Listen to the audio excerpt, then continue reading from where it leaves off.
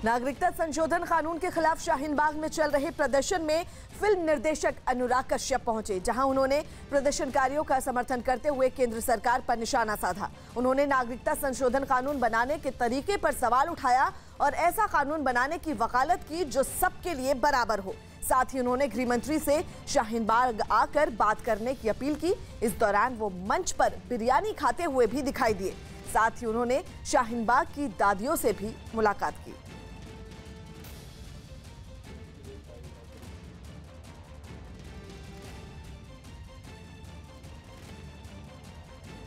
वो लोग बहुत समय से कारण ढूंढ रहे हैं कि ये मेरे को उनको लग रहा है कि मैं पागल हो गया हूँ। उनको लगता है ऐसा क्यों बोल रहा है। मेरे को आप बिरयानी खिलाते रहो, मैं आता रहूँगा। अगर आपको कानून बनाना है तो कानून ऐसे नहीं बनता कि मैंने तय कर लिया तो बन गया। जो लोग समझते हैं, जो कॉन्स्टिट्यूशन समझते हैं, जो संविधान समझते हैं, जो राइट समझते हैं, उन वकीलों के साथ बैठेंगे, आप हर चीज के साथ कानून बनेगा जो सबके लिए बराबर होगा। आपको मालूम है आप क्या कानून की बात कर रहे हैं। आपने तो पहले बोला क्रोनोलॉजी समझिए, फिर आपने बोला ऐसा कुछ है नहीं, फिर आप कुछ और बोलते हैं। आप तो खुद क्लियर नहीं आप कहना क्या चाहते हैं। तो मेरी पहली बात यह है कि आपको अगर जिससे बात करनी है ना, आप होम मिनिस्टर हैं, इतने सामने लोग बैठे हैं, आप पुलिस भेजते हो, सब आते हो, आप अपनी सिक्योरिटी में आइए यहाँ पर, आप यहाँ की बात करिए। उत्तर प्रदेश के बलिया में बैरिया विधानसभा क्षेत्र से बीजेपी विधायक सुरेंद्र सिंह का अपने क्षेत्र के एसडीएम को धमकाने का एक वीडियो सामने आया। बीजेपी विधायक से उनके क्षेत्र के कुछ लोगों ने तहसीलदार पर कामकाज में ढिलाई बरतने का आरोप लगाया था, जिससे नाराज बीजेपी विधायक सुरेंद्र सिंह अपने कई समर्थकों के साथ तहसीलदार की शिकायत करने एसडीएम ऑफिस पहुंच गए। लेकिन जब एसडीएम ने उनसे तहसीलदार के खिलाफ लिखित में शिकायत देने को कहा तो एसडीएम की इस बात पर विधायक भड़क गए।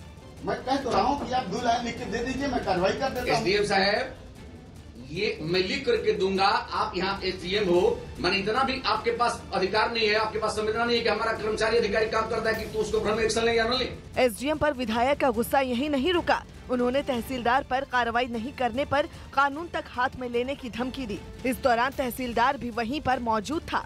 तो एसडीएम साहब सुन लीजिए, आप अधिकारी हैं, आपके अधिकार क्षेत्र में नहीं है कुछ करने लायक, तो मैं तो कानून जो करता ही है, बिना कानून वाला काम भी करता हूँ। गुस्से में लाल बीजेपी विधायक को शांत करवाने के लिए एसडीएम ने शिकायत करने वाले लोगों से उनके सामने ही परेशानी पूछी।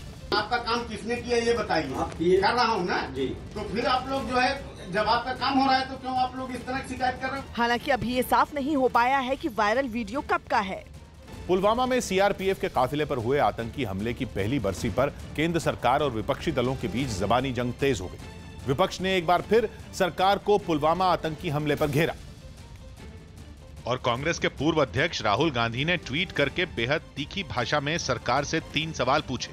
तीनों सवाल जो उन्होंने उठाए हैं कि किसको फायदा हुआ, कौन संगठन है जिनको फायदा हुआ, किसने कराया है और क्यों ये हुआ है। तो एक पीड़ा तो है हम लोगों के मन में कि सरकार का राष्ट्रवाद तभी जागता है जब चुनाव होने वाला। वहीं सीपीएम के नेता मोहम्मद सलीम ने भी ट्विटर पर मोर्चा खोला और सरकार से पुलवामा में आतंकी हमले के लिए भारी मात्रा में आए आरडीएक्स पर जवाब मांगा। पिछले साल जब ये घटना हुआ, उस वक्त चूंकि चुनाव था, उस समय कहा गया सरकार से सवाल नहीं करना है। तो आज 1 साल बाद तो हमें मुड़ करके देखना पड़ेगा कि क्यों हमारे जवानों की जानें गई। हालांकि आरजेडी ने राहुल गांधी और मोहम्मद सलीम के ट्वीट की भाषा को गलत बताया, लेकिन पुलवामा पर सवाल दागने का मौका नहीं चुके। इस तरह की भाषा, इस तरह के भाव के पक्ष में खड़ा नहीं है, लेकिन जिन शहीद परिवारों से आपके मीडिया के ही साथी बात कर रहे हैं, बहुत परेशानी में है। कईयों की तो पेंशन सेटल नहीं हुई और हर व्यक्ति ये जानना चाहता है कि आखिर उस दिन ऐसे लैप्स हुआ कैसे। कम से कम उसकी जानकारी ये मुल्क चाहता है। पुलवामा आतंकी हमले पर विपक्ष के इन सवालों पर बीजेपी के नेता भड़क उठे। उन्होंने राहुल गांधी और विपक्षी दलों के नेताओं पर शहीदों के अपमान का आरोप लगा दिया। और केंद्रीय गृह राज्य मंत्री जी किशन रेड्डी ने तो राहुल गांधी और मोहम्मद सलीम के सवालों को जवाब देने लायक भी नहीं माना। ऐसे गैर जिम्मेदारी व्यक्तियों का टिप्पणी के ऊपर कोई जवाब देने का जरूरत नहीं है।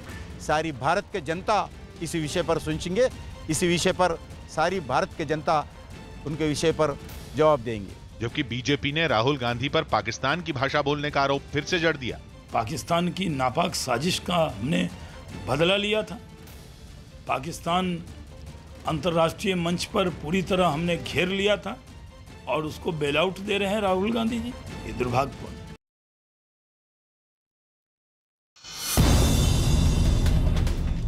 केंद्रीय मंत्री गिरिराज सिंह ने सीएए के विरोधियों पर हमला बोलते हुए विवादास्पद बयान दे दिया। भारत माता के ऊपर कोई अंगुली उठाए तो उसकी आंखें निकाल ली जाएगी। राजस्थान के सीएम अशोक गहलोत ने जयपुर के शहीद स्मारक में नागरिकता कानून के खिलाफ चल रहे प्रदर्शन में हिस्सा लिया। साथ ही उन्होंने केंद्र सरकार से इस कानून को वापस लेने की मांग की। यूपी के मेरठ में बाइक और गाड़ी चोरी करने वाले एक बड़े गिरोह का पर्दाफाश करते हुए पुलिस ने 24 घंटे में 54 आरोपियों को गिरफ्तार कर लिया। साथ ही आरोपियों के पास से करीब 125 मोटरसाइकिलें और गाड़ियां भी बरामद की। गृह मंत्री अमित शाह के घर पर महाराष्ट्र बीजेपी की कोर ग्रुप की बैठक हुई, जिसमें राज्यसभा चुनाव को लेकर चर्चा हुई। महाराष्ट्र में 7 राज्यसभा सीटें खाली होने वाली हैं। इसमें से बीजेपी कोटे से 4 सीटें खाली होने वाली हैं। दिल्ली विधानसभा चुनाव जीतने के बाद आम आदमी पार्टी ने ऐलान किया कि अब वो पूरा जनाधिकार बढ़ाने के लिए पूरे भारत में सभी निकाय चुनाव लड़ेगी।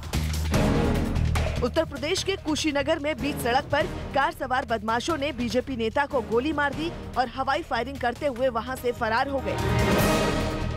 दिल्ली विधानसभा चुनाव में बीजेपी की हार के बारे में गृह मंत्री अमित शाह के बयान पर भी विपक्षी दलों ने हल्ला बोल दिया।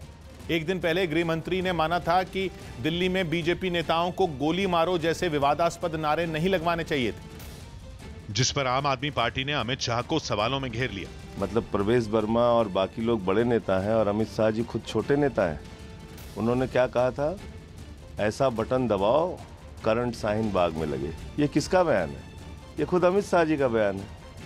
तो एक हम लोगों के यहाँ कहावत है कि चोर से कहो चोरी करे, साव से कहो जागत रहे। वहीं कांग्रेस ने भी दिल्ली में चुनाव प्रचार के दौरान बीजेपी नेताओं के विवादास्पद बयानों का ठीकरा गृह मंत्री पर ही फोड़ने की कोशिश की। जिन लोगों ने नारा दिया था, अनुराग ठाकुर उनके मंत्री थे। कब दिया था? जब खुद अमित शाह जी बैठे थे। क्यों नहीं खड़े होकर रोका उन्होंने उस समय?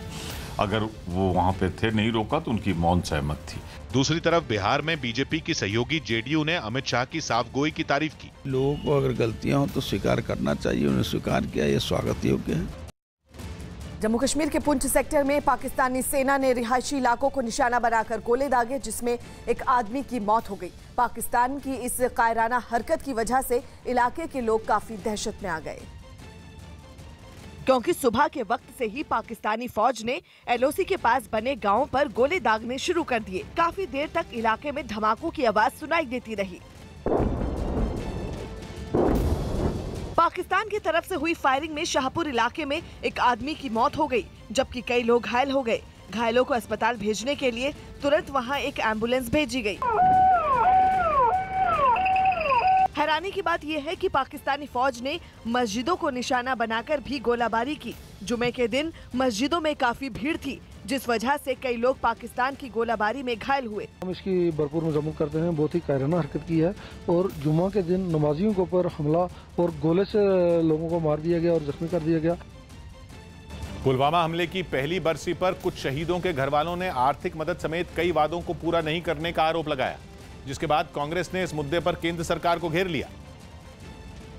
लेकिन इससे पहले कई शहीदों के घर वाले अपनी शिकायत लेकर सामने आए। उत्तर प्रदेश के आगरा में शहीद कौशल रावत के परिवार वालों ने बताया कि सरकार ने उनसे जो वादे किए थे, उनमें कई अब भी पूरे नहीं हो पाए हैं।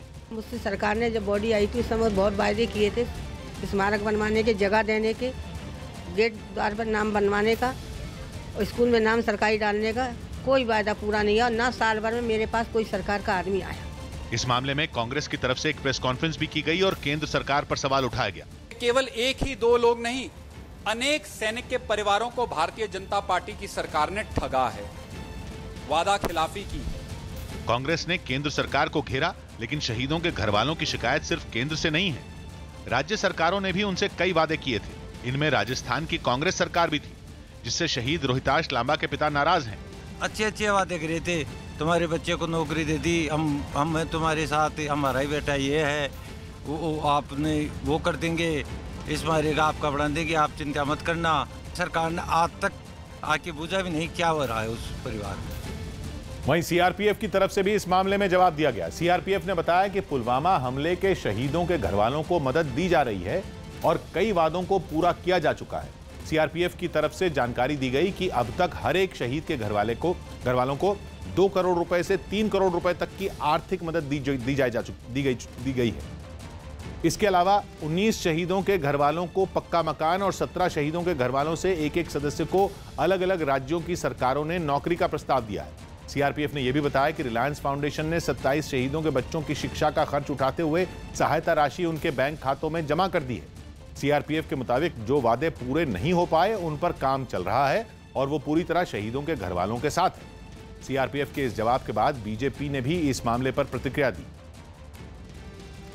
आज देश में पहली वो सरकार है जो सेना के जवानों के लिए और जो जवान शहीद हो रहे हैं उनके लिए, उनके परिवारों के लिए या जो घायल भी हो रहे हैं उनके लिए क्या छिपा है किसी से?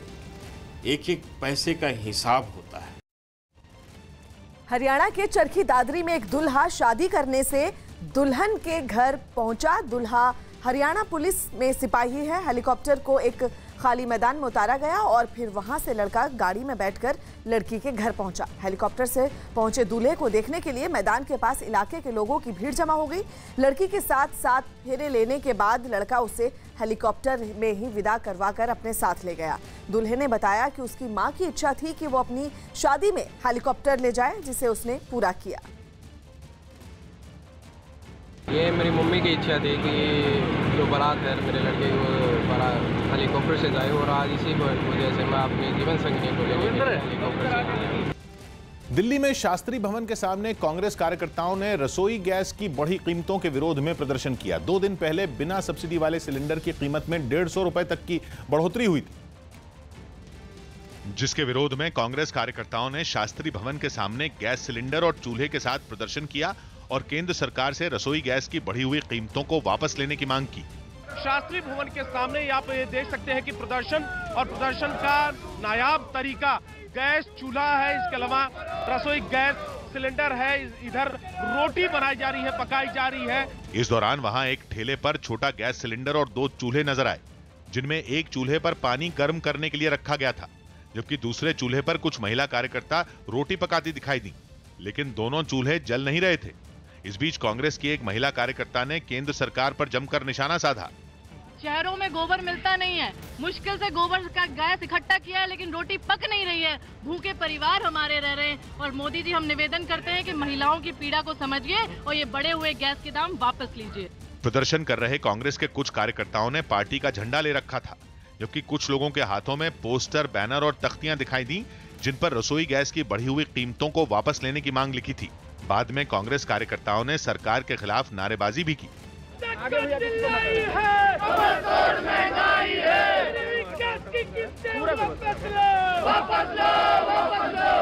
इतना ही नहीं, कांग्रेस के एक कार्यकर्ता ने तो केंद्र सरकार पर दिल्ली में मिली हार की वजह से रसोई गैस की कीमत बढ़ाने का आरोप लगा दिया। आज वो सरकार कहां है जो खुलेआम 150 रुपया गैस की कीमत बढ़ाती? क्यों? दिल्ली की जनता ने वोट नहीं दिया? हार गए तो इसका मतलब उसके घरों पे मारोगे? हैदराबाद में वैलेंटाइंस डे के मौके पर बजरंग दल के कुछ कार्यकर्ताओं ने जमकर उत्पात मचाया, जिसका एक वीडियो भी सामने आया, जिसमें एक मॉल के अंदर घुसकर कार्यकर्ता तोड़फोड़ करते हुए दिखाई दिए। इतना ही नहीं, हाथों में झंडे और डंडे लिए ये लोग सभी वैलेंटाइंस डे पर सजाए गए मॉल के एक हॉल में पहुंच गए और वहां लगे गुब्बारे को निशाना बनाया। इस दौरान कुछ कार्यकर्ता टेबल और मेज को नीचे पटकने लगे और वैलेंटाइंस डे मनाने के खिलाफ नारेबाजी की, जिससे वहां काफी अफरा तफरी मच गई।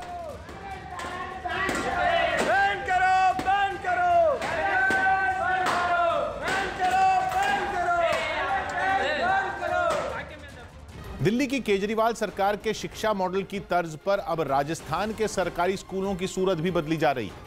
राज्य की गहलोत सरकार ने दावा किया कि वो अब तक 33 सरकारी स्कूलों को इंग्लिश मीडियम में बदल चुकी है, जिनमें जयपुर के कई सरकारी स्कूल भी शामिल हैं, जहां बच्चों को अब इंग्लिश मीडियम से पढ़ाई करवाई जा रही है।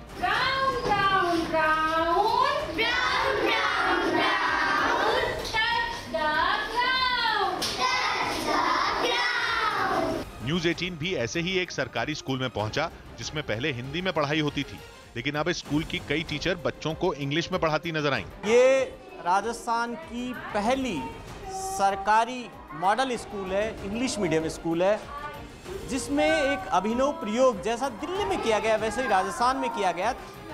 यहाँ पर अंग्रेजी के अंदर बच्चों को पढ़ाया जाता है। सरकारी स्कूल में हुए इस बदलाव से वहाँ पढ़ने वाले बच्चे काफी उत्साहित दिखाई दिए। I like play ludo. सरकारी स्कूलों को हिंदी से इंग्लिश मीडियम में बदलने की इस योजना की कई टीचरों ने तारीफ भी की। बच्चों को जिस तरीके से प्राइवेट में पढ़ाया जा रहा है उसी की टक्कर में हम भी एजुकेशन दे रहे हैं। यही नहीं, इन स्कूलों में बच्चों के लिए स्मार्ट क्लासरूम भी बनाए गए हैं, जिनमें प्रोजेक्टर की मदद से पढ़ाई करवाई जा रही है। और राजस्थान सरकार अगले सत्र से राज्य के हर ब्लॉक में ऐसे 200 स्कूलों को इंग्लिश मीडियम में तब्दील करेगी, जिनमें टीचरों और कर्मचारियों की भर्ती की प्रक्रिया दूसरे स्कूलों से अलग रखी गई। बताया गया कि यह बदलाव गहलोत सरकार ने दिल्ली की केजरीवाल सरकार की तरह किया है, जिस पर पिछली बीजेपी सरकार में शिक्षा मंत्री रहे वासुदेव देवनानी ने सवाल उठाए और गहलोत सरकार पर दूसरे राज्यों की नकल करने का आरोप मढ़ दिया। राजस्थान सरकार के पास कोई अपना विजन है नहीं और वो इधर उधर से उधार लेकर के कोई योजनाओं को क्या लागू करना चाह रही हैं। बीजेपी के हमले के बाद राजस्थान सरकार के शिक्षा मंत्री सामने आए और उन्होंने बीजेपी पर पलटवार किया। पिछले 5 साल में केवल पाठ्यक्रम के आधार पर अपनी राजनीतिक रोटियां सेकते रहे, चेंज करते रहे, उन्होंने इंफ्रास्ट्रक्चर पे ध्यान दिया नहीं। मध्य प्रदेश में कमलनाथ सरकार को ज्योतिरादित्य सिंधिया की चेतावनी के बाद बीजेपी ने भी प्रदेश सरकार पर हमला बोल दिया।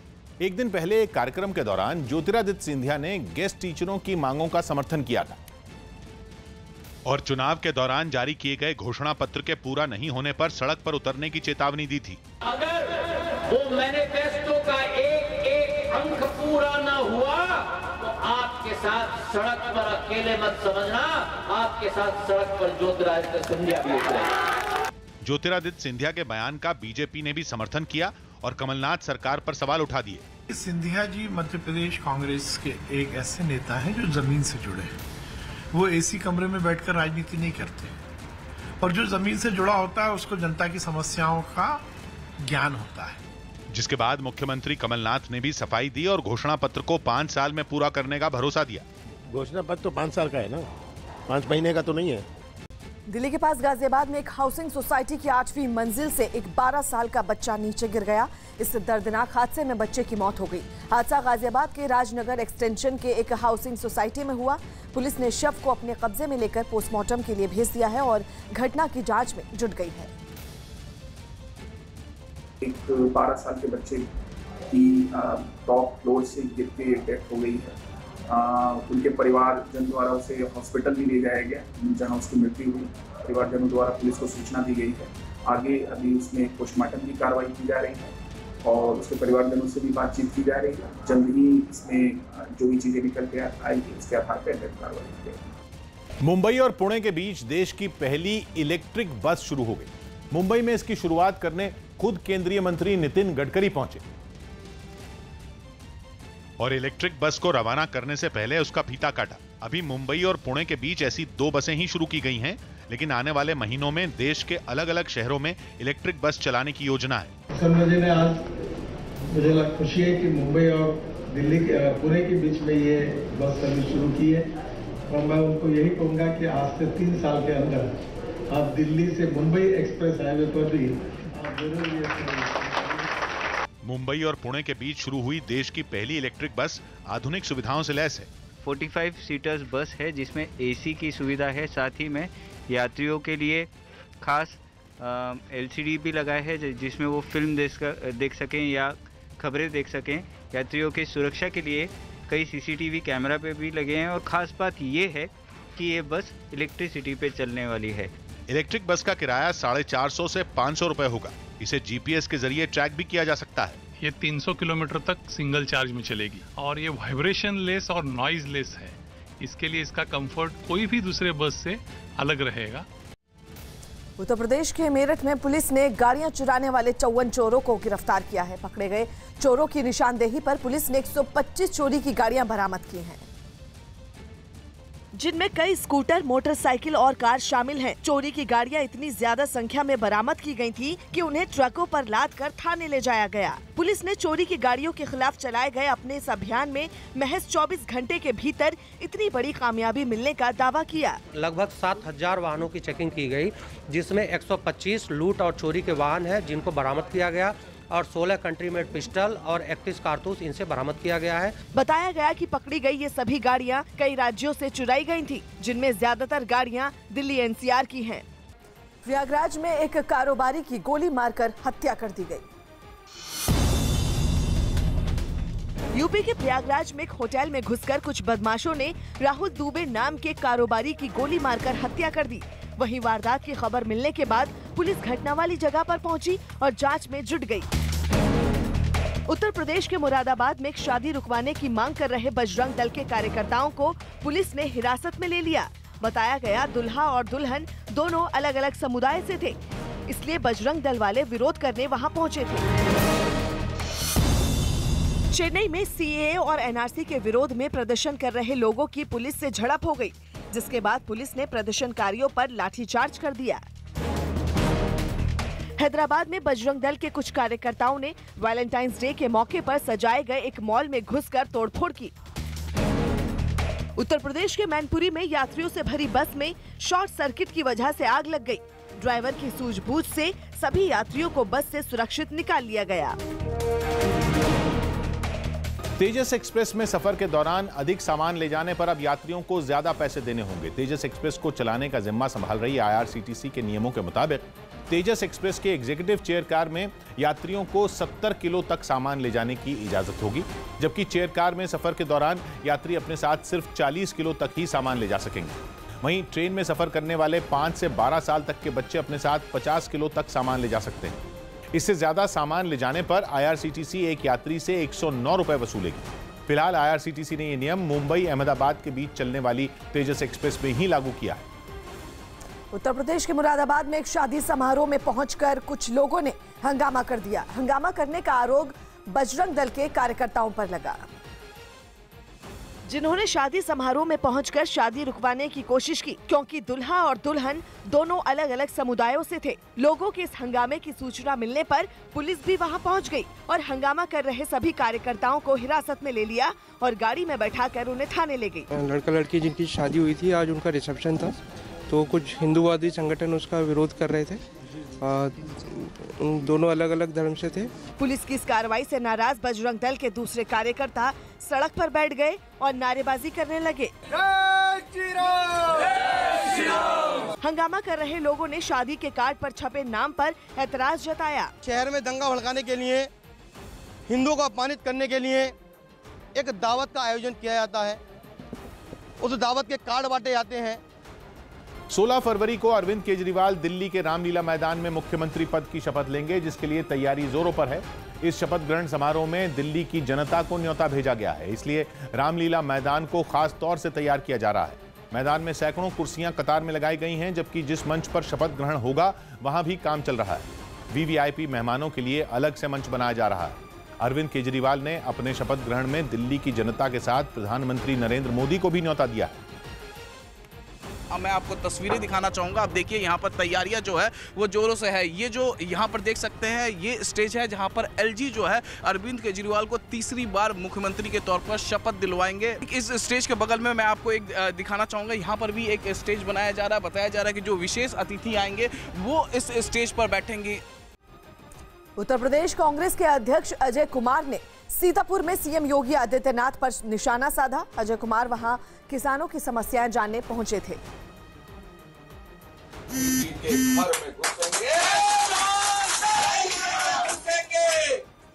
गाय लेकर घुसेंगे, सांड लेकर घुसेंगे और कहेंगे योगी जी अपनी सवारी संभालो, अपने लोगों को संभालो, अपने बर्दाश्त नहीं होगा।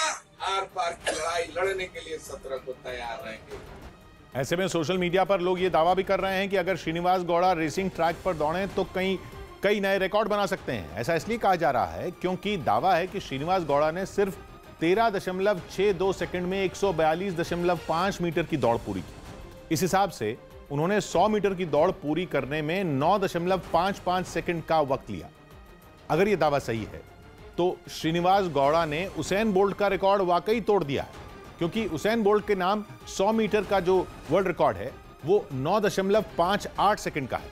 कर्नाटक में कंबाला यानी भैंसों की दौड़ को किसानों का पारंपरिक खेल माना जाता है। मान्यता है कि खेतों में भैंसों को दौड़ाने से भगवान खुश होते हैं और फसल अच्छी होती है। चेन्नई में नागरिकता संशोधन कानून एनआरसी और एनपीआर का विरोध कर रहे लोगों पर पुलिस ने लाठीचार्ज कर दिया। चेन्नई के एक इलाके में सैकड़ों की संख्या में प्रदर्शनकारी जमा हो गए थे।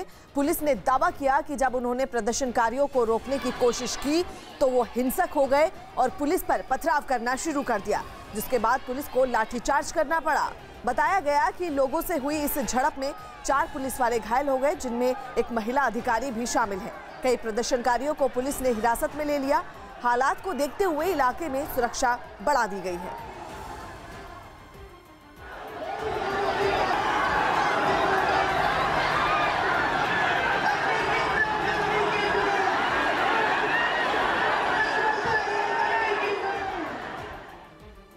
पुलवामा हमले के 1 साल पूरा होने पर शहीदों की याद में बनाए गए स्मारक का लेथपुरा में उद्घाटन किया गया। लेथपुरा ही पुलवामा में वो जगह है जहां ठीक 1 साल पहले हुए आतंकी हमले में सीआरपीएफ के 40 जवान शहीद हो गए थे, जिन्हें लेथपुरा के सीआरपीएफ कैंप में श्रद्धांजलि दी गई।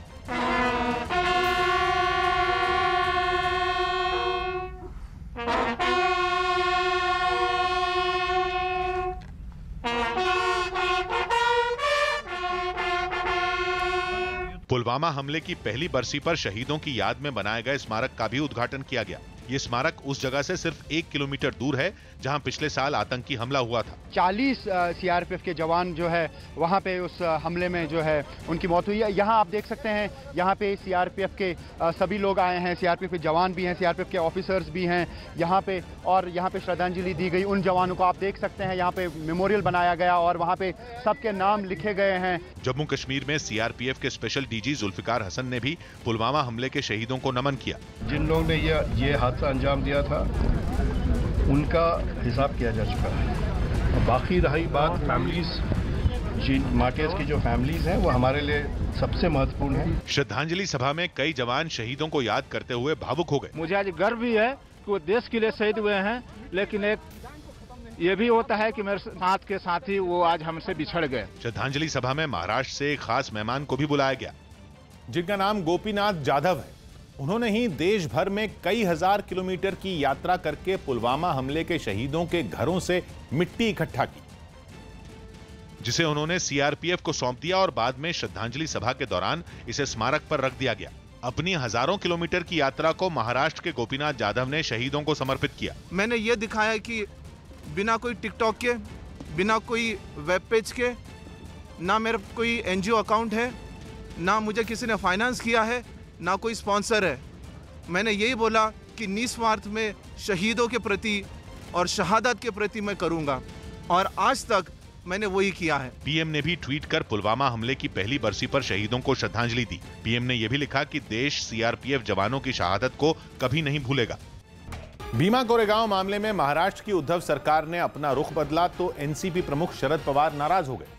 नाराजगी की वजह यह है कि उद्धव सरकार ने अब भीमा कोरेगांव की जांच में केंद्र की एजेंसी एनआईए की मदद करने का फैसला किया, जबकि पहले महाराष्ट्र सरकार ने एनआईए जांच पर आपत्ति जताई थी। लेकिन अब भीमा कोरेगांव केस में उद्धव ठाकरे सरकार ने अपना रुख बदलते हुए एनआईए को मदद करने का फैसला किया है, जिस पर एनसीपी अध्यक्ष शरद पवार नाराज हो गए। भीमा कोरेगावच्या बाबतीत इच्छा राज्य सरकारच्या पोलीस गृह खात्याच्या अधिकाऱ्यांची वागणूक आक्षेपार्ह है। इस मामले में उद्धव ठाकरे सरकार में शामिल कांग्रेस ने भीमा कोरेगांव केस एनआईए को सौंपे जाने के केंद्र सरकार के फैसले पर ही सवाल उठा दिया। एक तरफ आप इतनी तेजी से एल्गार परिषद का केस एनआईए को देते हैं और दूसरी तरफ जो आपके पास केस पड़े हैं उसके ऊपर 5 साल 7 साल तक ट्रायल नहीं शुरू होती है और सुप्रीम कोर्ट को इंटरवीन करना पड़ता है। हमला बढ़ा तो बीजेपी भी जवाब देने मैदान में उतर आई और दावा किया कि महाराष्ट्र की उद्धव ठाकरे सरकार का रिमोट कंट्रोल शरद पवार के पास है। मुझे समझ में नहीं आ रहा है कि शरद पवार ये सरकार चला रहे हैं, रिमोट शरद पवार के हाथ में है, फिर उद्धव ठाकरे ये निर्णय ले सकते हैं, शरद पवार ही बता सकते हैं। कांग्रेस ने बीजेपी पर पुलवामा हमले में शहीद हुए जवानों के परिवारों को देने के लिए जमा किए गए पैसों के दुरुपयोग का आरोप लगाया। कांग्रेस नेता जयवीर शेरगिल ने दावा किया कि पुलवामा हमले में शहीद हुए जवानों के नाम पर बनाए गए भारत के वीर फंड में देश के लोगों ने 250 करोड़ रुपए जमा किए, लेकिन ये पैसे शहीदों के परिवार वालों को नहीं मिले। भारत का वीर फंड 250 करोड़ रुपया का एक भी रुपया 40 पुलवामा के शहीद परिवारों को अभी तक क्यों नहीं मिला? कि भारतीय जनता पार्टी हिसाब दे, जवाब दे कि भारत के वीर फंड का 250 करोड़ रुपया किस काम के लिए उपयोग हो रहा है अगर वो देश की सेना के जेब में नहीं जा रहा। कांग्रेस ने पुलवामा आतंकी हमले में शहीद हुए जवानों के फंड में गड़बड़ी का आरोप लगाया तो बीजेपी भड़क गई। बीजेपी नेता विजय सोनकर शास्त्री ने कांग्रेस पर पलटवार करते हुए शहीदों के लिए जमा किए गए पैसों के सही इस्तेमाल का दावा किया। आज देश में पहली वो सरकार है जो सेना के जवानों के लिए और जो जवान शहीद हो रहे हैं उनके लिए, उनके परिवारों के लिए या जो घायल भी हो रहे हैं उनके लिए क्या छिपा है किसी से? कांग्रेस ने तो हमेशा सेना के मनोबल को तोड़ने का काम किया है और हमेशा ये लोग सेना या अन्य पर हमेशा ये लोग शंका करते हैं, आरोप प्रत्यारोप लगाने का काम किए हैं। ये बताएं न कि ये अपने 60 साल के शासनकाल में क्या किया है जवानों के लिए। दिल्ली चुनाव के नतीजों का असर बिहार में विपक्ष के गठबंधन पर इस कदर पड़ रहा है कि अब इस गठबंधन में फूट की खबरें आने लगी हैं। पटना में शरद यादव की अध्यक्षता में हुई बैठक ने तो विपक्षी एकता पर नया संकट ला दिया, क्योंकि इस बैठक से आरजेडी के नेता गायब रहे, जबकि आरजेडी की सहयोगी आरएलएसपी के नेता उपेंद्र कुशवाहा, हिंदुस्तानी अवाम मोर्चा के जीतन राम मांझी और विकासशील इंसान पार्टी के मुकेश साहनी ने इस बैठक में हिस्सा लिया। ये तीनों ही पार्टियां आरजेडी के साथ गठबंधन में हैं, लेकिन हैरानी की बात यह है कि इस बैठक में आरजेडी को ही नहीं बुलाया गया, जिस पर जेडीयू ने भी चुटकी लेने का मौका नहीं छोड़ा। और मुझे लगता है इसकी परिणति बिल्कुल स्पष्ट है। चुनाव में ये बिखरा हुआ महागठबंधन और ज्यादा बिखर जाएगा। बिहार कांग्रेस से भी किसी को इस बैठक में नहीं बुलाया गया। सभी राष्ट्रीय जनता दल और कांग्रेस वाले गठबंधन का हिस्सा थे और आगे भी बने रहेंगे। कहीं कोई इस पर मतभेद जैसी बात नहीं है। आरजेडी ने भी सहयोगी पार्टियों की अलग बैठक पर अपना रुख साफ करने में देर नहीं लगाई। राष्ट्रीय जनता दल के बगैर और श्री तेजस्वी यादव जी के बगैर महागठबंधन की कल्पना करना ही बेकार है। मत पड़े कोई चक्कर में, नहीं है कोई तेजस्वी के टक्कर में। मध्य प्रदेश सरकार में मंत्री गोविंद सिंह ने राज्य में चलाई जा रही तीर्थ दर्शन योजना पर विवादास्पद बयान दे डाला और इस योजना को बंद करने की वकालत की। भगवान के प्रति श्रद्धा कम, वैसे जाके अपने घूमने चले जाती हैं। हमें अगर धर्म में हमारा विश्वास है तो हमें अपने खुद अपने आर्थिक मेहनत करके जाएंगे तो भगवान लाभ देगा। सरकार की योजना से भगवान लाभ थोड़ी देता है। छत्तीसगढ़ के कसडोल में एक प्रदर्शन के दौरान कांग्रेस की विधायक ने एक महिला पुलिस अधिकारी को धमकी दे दी। इलाके की एक सीमेंट फैक्ट्री में हुए हादसे में एक मजदूर की मौत के बाद मुआवजे की मांग पर कांग्रेस कार्यकर्ता प्रदर्शन कर रहे थे, जिन्हें समझाने के लिए पहुंची एक महिला पुलिस अधिकारी से प्रदर्शन कर रहे कांग्रेस कार्यकर्ताओं की बहस हो गई, जिसके बाद प्रदर्शन में शामिल महिला विधायक ने पुलिस अधिकारी को धमकी दे दी। नहीं तो आपका कितना औकात है, हम भी दिखा देंगे। मेरी औकात के बारे में बात नहीं करना मैडम। लेकिन इसके बाद भी मामला शांत नहीं हुआ और कांग्रेस विधायक और पुलिस अधिकारियों के बीच बहस होती रही। क्यों बोले मेरे आदमी को? क्यों बोले? उसने मेरे आदमी को कांग्रेस कार्यकर्ताओं ने महिला पुलिस अधिकारी पर बदसलूकी करने का भी आरोप लगाया। मैंने कोई अपशब्द का प्रयोग नहीं किया, मैंने बस ये बोला है कि मेरे पुलिस वाले को चोट नहीं आना चाहिए। जिसके बाद मौके पर पहुंचे दूसरे पुलिस अधिकारियों ने सभी को शांत करवाया। वाद विवाद की स्थिति वहां पर बने गए थे, तो वाद विवाद की स्थिति के बाद फिर वहां पर स्थिति सामान्य हो गई है और कुछ समय बाद फिर वो धरना प्रदर्शन समाप्त भी हो गए हैं। दिल्ली के शिक्षा निदेशालय के एक सर्कुलर जारी होने से विवाद खड़ा हो गया है। सर्कुलर में दिल्ली सरकार के सभी स्कूलों के शिक्षकों और प्रिंसिपलों को अरविंद केजरीवाल के शपथ ग्रहण में शामिल होने के लिए कहा गया है। सर्कुलर जारी होने के बाद विपक्षी दलों ने केजरीवाल सरकार के खिलाफ मोर्चा खोल दिया और आम आदमी पार्टी पर सत्ता के गलत इस्तेमाल का आरोप लगा दिया। इस पूरे मामले पर बीजेपी नेता प्रवीण शंकर कपूर ने सर्कुलर के बहाने आम आदमी पार्टी को निशाने पर लिया और ट्वीट किया। उन्होंने अपने ट्वीट में लिखा कि फ्री घोषणाओं के बल पर आम आदमी पार्टी ने चुनाव जीत लिया, विधायक तो हैं पर जन समर्थन नहीं। अरविंद केजरीवाल के शपथ ग्रहण में लोगों के न आने की चिंता से परेशान सीएम साहब ने मुख्य सचिव के माध्यम से निकाला फरमान, 30,000 टीचरों को रविवार को रामलीला मैदान पहुंचने का आदेश। उत्तराखंड के सरकारी स्कूलों में पढ़ाई जा रही एक किताब में रामायण की जानकारी गलत देने पर विवाद खड़ा हो गया। आरोप है कि 6ठी क्लास में पढ़ाई जा रही हिंदी की किताब बाल राम कथा में तथ्यों को तोड़ मरोड़ कर पेश किया गया, जिस पर कई साहित्यकारों ने लक्ष्मण के बारे में पढ़ाई जा रही जानकारी पर सवाल खड़े कर दिए। अधिक भ्रमित करने वाली बातें हैं कि रावण ने बाण मारा और लक्ष्मण जी मूर्छित हुए, पौराणिक बातें हैं, उनके साथ मैंने छेड़छाड़ हो रही है। सरकारी स्कूल के एक टीचर ने भी किताब में दी जाने वाली जानकारी को गलत बताया और उसे हटाने की मांग की। भ्रम की स्थिति बनी हमारे लिए भी और बच्चों के लिए भी, तो ये थोड़ा जरा गलत है कि यदि किसी तथ्य को तोड़ मरोड़ के प्रस्तुत किया है तो उसको हटाना चाहिए। उत्तर प्रदेश के कुशीनगर में बदमाशों ने बीजेपी नेता पर फायरिंग कर दी। गोली बीजेपी नेता के पैर में लगी, जिसके बाद घटना वाली जगह पर मौजूद लोगों ने उन्हें अस्पताल में भर्ती करवाया। बताया गया कि बीजेपी नेता एक दुकान के बाहर खड़े थे, तभी कार सवार बदमाशों ने उन पर हमला कर दिया, जिसके बाद वहां अफरा तफरी मच गई। जानकारी मिलने के बाद पुलिस भी मौके पर पहुंची और जांच में जुट गई। 5 फरवरी को वो फ़ोन आया ससुराल से, पति ने फ़ोन किया कि लड़की की तबीयत ख़राब है और अस्पताल ले जा रहे हैं इलाज के लिए। तो उन लोगों ने कहा ठीक है इलाज करा लो। फिर बीच में फ़ोन किया तो कहा कि नहीं अब ठीक है कुछ, और फिर शाम को 7 बजे फ़ोन आया कि नहीं उसकी मृत्यु हो गई है। अभी उनके बारे में तहरीर प्राप्त हुई है, मुकदमा कायम करके गिरफ्तारी की जाएगी और कठोर कार्रवाई पुलिस सुनिश्चित करेगी। दिल्ली के शाहीन बाग में नागरिकता कानून का विरोध कर रहे लोगों ने पीएम नरेंद्र मोदी से शाहीन बाग आने की अपील की। ये लोग सीएए, एनआरसी और एनपीआर के खिलाफ करीब 2 महीने से प्रदर्शन कर रहे हैं। और वैलेंटाइंस डे के मौके पर इन लोगों ने एक खास तरीके से विरोध प्रदर्शन किया और हाथों में दिल के आकार की तख्तियां लेकर पीएम नरेंद्र मोदी से वहां आने की अपील की। कभी सोचा न था कि खास की ताबीर से जो भी तुम आए हो हमारे घर, तुम्हारी मेहरबानी है। प्रदर्शन में शामिल महिलाओं ने सीएए, एनआरसी और एनपीआर को देश के खिलाफ बताया और सरकार से इस पर अपना फैसला बदलने की मांग की। ये सभी की लड़ाई है और ये हमारे कॉन्स्टिट्यूशन की लड़ाई है। सबसे पहले तो ये हमारे संविधान के ऊपर हमला है, इसीलिए ये इसको काले कानून को वापस ले लें। साथ ही नागरिकता संशोधन कानून को वापस लिए जाने तक अपना ये आंदोलन जारी रखने की चेतावनी भी दी। केंद्रीय मंत्री गिरिराज सिंह ने नागरिकता संशोधन कानून के विरोधियों पर हमला बोलते हुए एक बार फिर विवादास्पद बयान दे दिया। जब जब भारत पर कोई आक्रमण होगा, अपमान होगा, तो भगवान उदय लेंगे। उदय तो हो चुका है जिसे आपने 303 वोट दे दिया। और भारतवंशियों को बचाने के लिए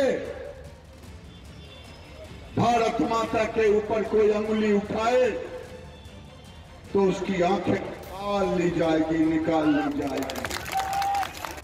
उत्तर प्रदेश के शामली जिले के रहने वाले एक शख्स ने अपने शरीर पर 173 शहीदों के नाम के टैटू बनवाए। इनमें पिछले साल 14 फरवरी को पुलवामा हमले में शहीद हुए जवानों के नाम भी हैं। इस युवक के नाम विजय हिंदुस्तानी है, जिसकी पीठ पर 173 शहीदों के नाम गुदे हैं, जिनमें पुलवामा और करगिल के शहीदों के नाम के साथ साथ कुछ दूसरे आतंकी हमलों में शहीद हुए सैनिकों के नाम भी शामिल हैं। एक साल में लगभग 173 शहीदों के नाम मैं अपनी पीठ पर गुदवा चुका हूं। ये कह सकते हो आप, जब तक मैं जीऊंगा मेरे आसपास में रहने वाले तमाम व्यक्ति, उनके अंदर भी एक 16 धधकता रहे देश के प्रति कि हाँ, विजय हिंदुस्तानी नाम का कोई व्यक्ति है जो देश के प्रति इतना जुनून रखता है।